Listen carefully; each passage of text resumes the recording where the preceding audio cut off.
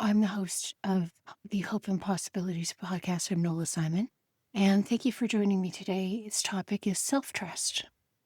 So, there's a lot of talk about how trust itself is declining worldwide. And people aren't trusting governments, they're not trusting organizations, they're not trusting other countries, politicians, religious leaders, all that kind of stuff. So, there's a lot of ink being spilled about the fact that employers are really the only people that a lot of people trust. And even that's declining. So the interesting thing about this is the company that actually issues a lot of the trust reports that are referenced in these articles that are written about trust is Edelman. And one year I asked Edelman who self-employed people trust. And they blew me off because self-employed people are not their core audience. So they sell to organizations, they sell to governments, they sell to big business. And self-employed people, honestly, unless they really become successful and grow and become organizations themselves that are well-funded, are the Edelman core business.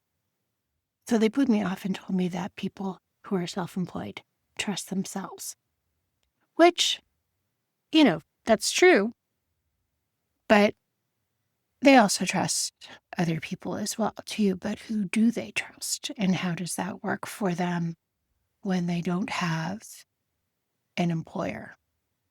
And their interactions with organizations look different than people who are employed full-time. And their income streams are different, and their version of stability is different. So one of the things I wanted to talk about is actually self-trust. So who do you trust? And honestly, a lot of times that comes with self-trust. Now, that may sound easy, but honestly, self-trust can be challenging as well, too, especially when you're self-employed and you don't actually have a lot of role models who are working the same way that you do, who are living the same way you do, that are maybe living out their values the same way you do. And so it becomes challenging to have that self-trust and to continue that way when you're getting a lot of noise from every direction. I don't know a single person who's been self-employed who hasn't had people say to them, why don't you just go get a job? It happens all the time. Actually, one of the reasons I decided to pivot away from hybrid remote and look at leadership more closely as this core of my business is one day my husband said to me, you could get a job and it would be work from home, and that's the only thing that matters to you. No, honestly, that's not the only thing that matters to me. Having impact matters to me. Having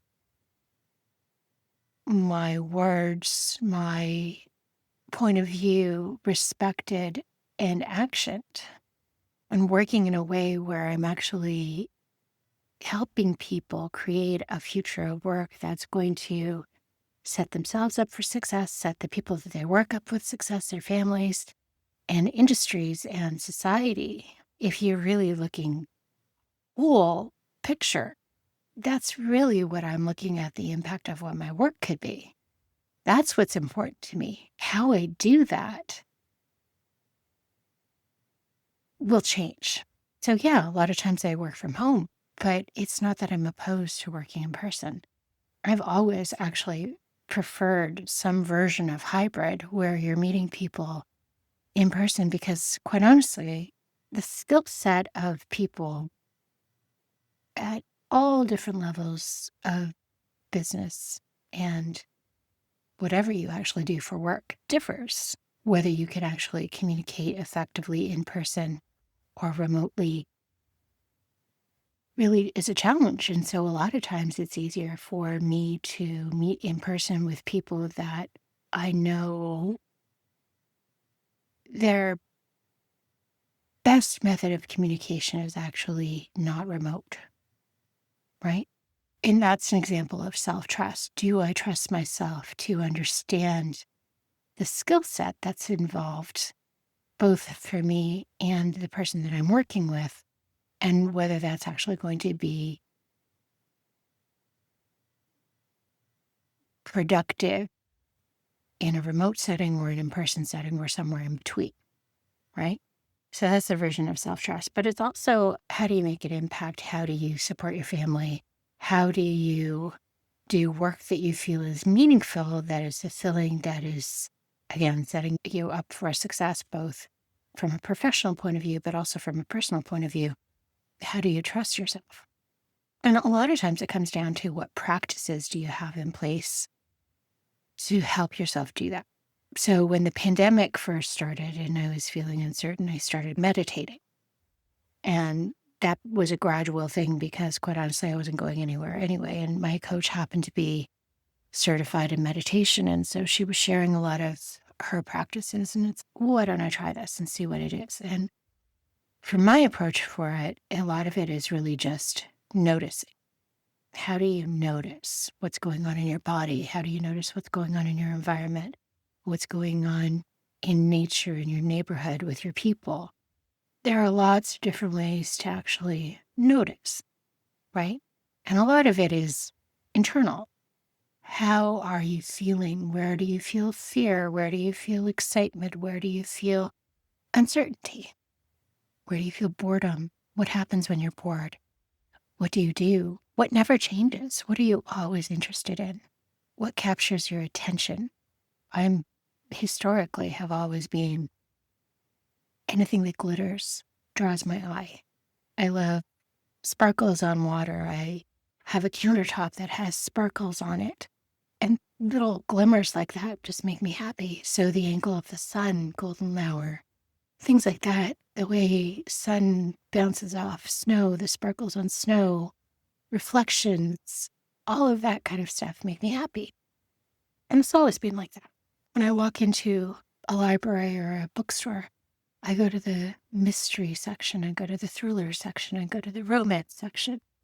Those are the areas that never really change in my life. This is what I enjoy. When I get up in the morning, I make coffee. These are my habits. These are my rituals. I take my dog for a walk. What are the habits, the rituals that fuel you, that keep you feeling grounded in your life, that help you feel that you trust yourself? And even when you have a different event to go to, what do you keep going? So, for example, when I travel, I know for a fact I can't really keep late hours. I know for a fact I need to have access to water because water is really good for me and I need to be able to swim. I drink tea on the road. I don't drink coffee. I really need to pay attention to eating healthy and fruit and vegetables and not drinking alcohol, not doing things that are going to run me down. And I need to make sure that I'm feeling safe and secure and supported. So how do I change those for the days where I'm not actually going to be at home? And what does that look like? All of those things help me trust myself. And again, it can be extreme noticing as well, too. During the summer, I like to float in my pool. I swim a lot. I run a lot. It's a small pool. It's just 18-foot round, and I run around in circle a lot. But sometimes I really just float. And I remember one day I was really just watching when daylight became twilight and the change in the angle of the light and what changed and how it felt when you could feel the light creeping away and more dark and shadow was more apparent, and how that changed the water and how that changed how my body felt. A lot of it is really just extreme noticing.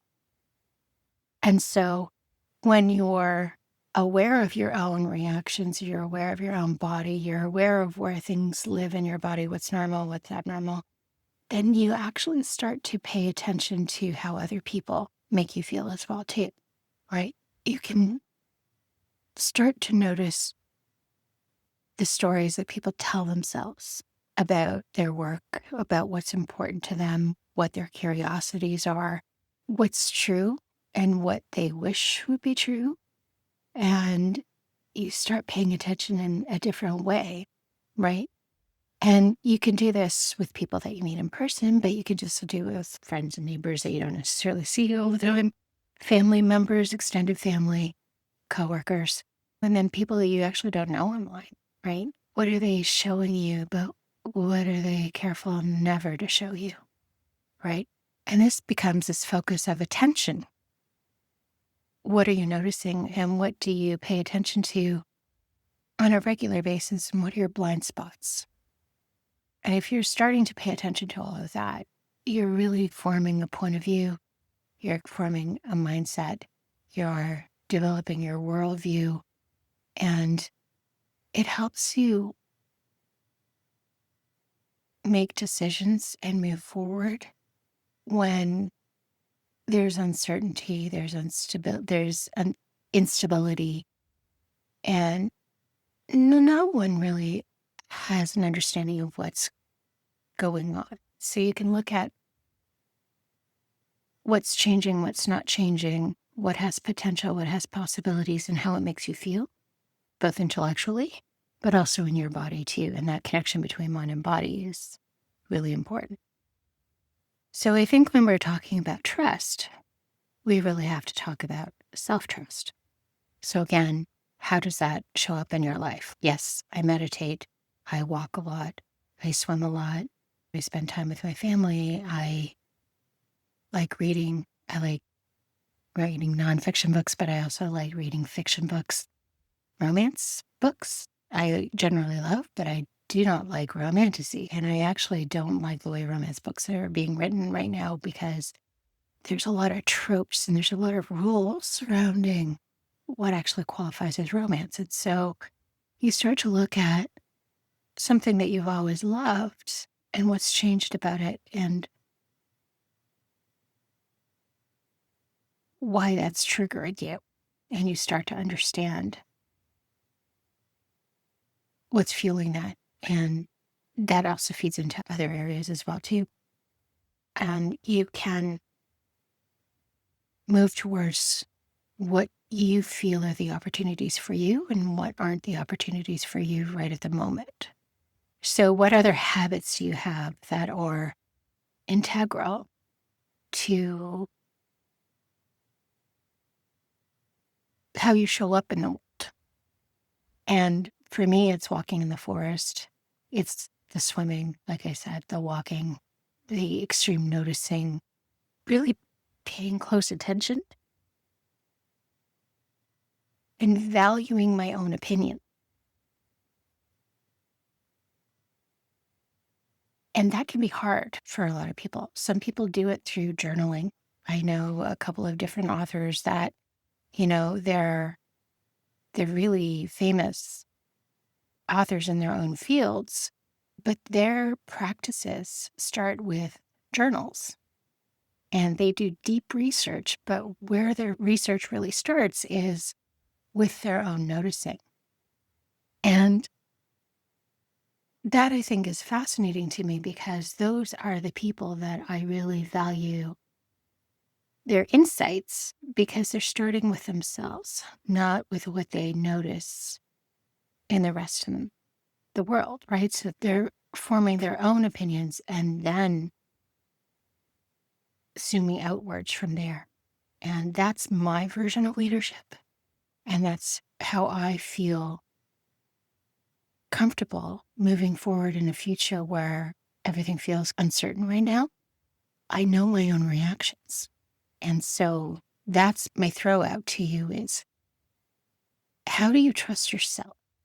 And what practices do you have in place to help yourself feel more certain of your choices, your opinions, what you value, and how that's going to set you up for the kind of future that you want to have both in work and personally? I think that's a valuable exercise to start with. And I'll put the voicemail in the show notes. You can maybe call in and tell me your stories about how you actually trust yourself and what rituals and practices you create for yourself that other people could maybe learn from. And that would be very helpful. And if I get a few, I can share those in the next episode. And we can talk about how to deepen those practices and how to extend it. And if we're trusting ourselves more, then does that help us trust other people as well? What does that look like? What does that change? And that's a fascinating exercise to explore. Anyways, thanks for listening.